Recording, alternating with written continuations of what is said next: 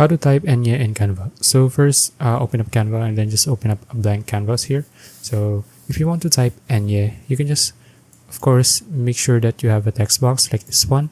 And then what you need to do here is you need to hold Alt on your keyboard and then press 0 to 09. Okay, Alt then 0 to 09. Okay, and there you go. Now this is the capital letter of Enye. All right. So now if you want the small letter, you can just type this one. So again, let's type in hold Alt on your keyboard and then 0241. There you go. Okay, so remember these codes. If you want the capital letter Enye, you can just hold Alt and then 0209.